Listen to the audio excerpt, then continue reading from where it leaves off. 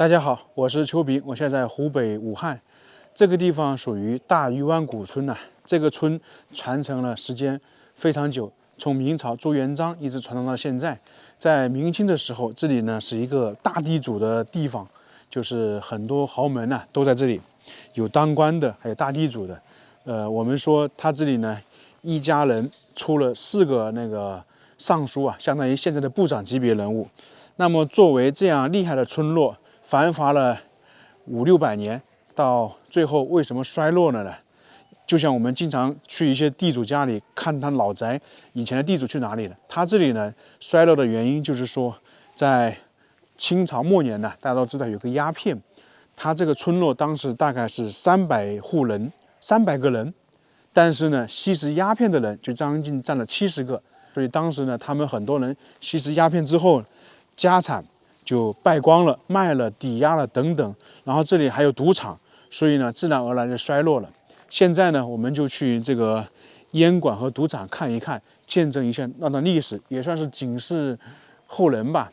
我们现在走到这个地方，可以看得出来，全是几百年的建筑啊，都是大的条形石，包括身后那些房子啊，全是一些老宅。因为整个这个大鱼湾古村这些古老的建筑，明清时候的建筑，大概有50栋左右，算是一段非常重要的历史啊。我们平时看地主老宅呀，有些可能就是几十年或者100-200年，但是在这里呢，大部分建筑呢可能都在200-300年，已经有500-600年的都有。那现在我们来看看这个赌场，就是当年大鱼湾古村在清末的时候有这些很多人在这里，我们说的家破人亡。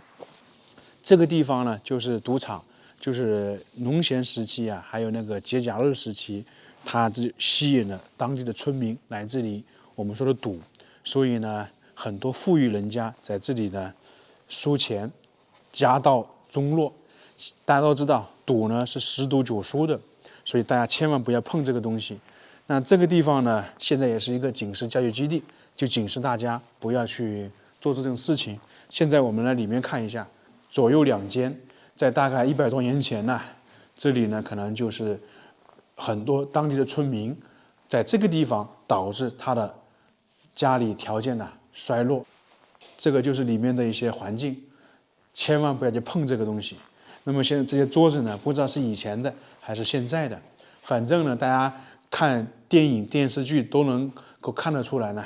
那赌场是什么样子的？这里大概比较简单。我们刚刚看了赌场，然后现在来看一下大鱼湾古村衰落的另外一个原因——烟馆。什么意思呢？其实就是在清朝末年呢，鸦片传进来，大家都知道了，有个虎门禁烟林则徐。但是最后呢，爆发了鸦片战争，清朝政府腐败无能，衰落了，失败了。那么鸦片后面又继续传。现在我们去里面看看。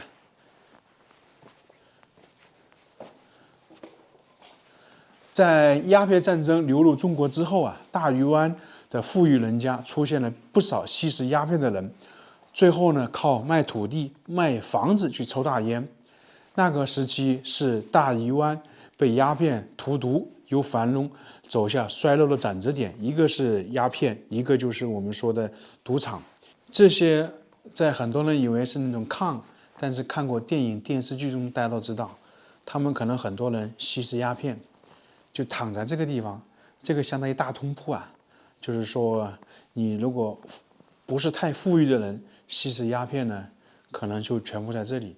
里面呢还有一个房间更小一点的，就是那种小的通铺一样的，那可能就富裕人家在这里吸食的，所以算是警示作用啊。在这个里面呢，还有一些资料介绍，就是说在当时这个大鱼湾古村呢，有一个开药店的人，他们呢家族那个药铺啊传承了4代，就是说非常富有，有大量的田产，但是呢，在当时他们这个家族呢，开始抽鸦片，每天卖掉1斗田，最终呢把田地、田产全部卖光。你像一个这样的村落，吸食鸦片的那个烟枪都这么多，所以想一想什么概念呢？各种各样的。所以想到这个鸦片呢，我就觉得当时清朝政府啊太腐败了。整个烟馆也是有2个房间，这是里面的一个房间。这个村我们快逛完了，然后在这里发现一个70年代生活馆，什么意思呢？就大概展示一下70年代生活的场景，房间的布局是什么样子的。现在进去看看。首先，这里就是堂屋，然后大家都看到我们现在的神龛，然后有一些桌子，然后有一些木板。然后现在我们主要去房间里面看看，卧室看看。可能很多人没见过70年代的场景。电视机，老式的，大家见过没有？然后这个呢，就是放衣服的展览物品。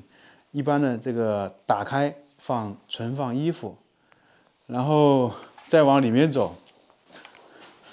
缝纫机，80年代结婚，我们不说3大件。电视机、缝纫机、自行车，跟现在差别大不大？然后这里也就是我们说的梳妆台，那这个呢就是床。70年代还有一些这样的床，当然现在基本是看不到了。然后这个地方还有一个相当于是摇篮一样的，就是小孩呀，很小的小孩就放在这里这样摇一摇，摇一摇。我们不是说小孩睡觉，就是放在这样里面的。然后再往这边走走，就可能去了厨房。再给大家看一下农村的厨房是什么样子的。这个就是厨房，土灶啊。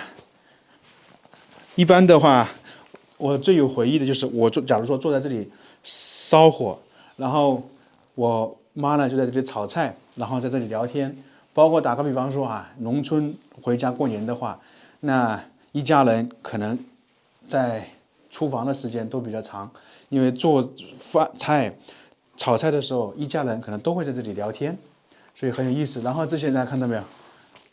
大蒜，然后有一些罐呐，很多。这个是窗户，所以农村的生活还挺有气息的。然后这个就是碗筷，放碗筷的地方很多啊。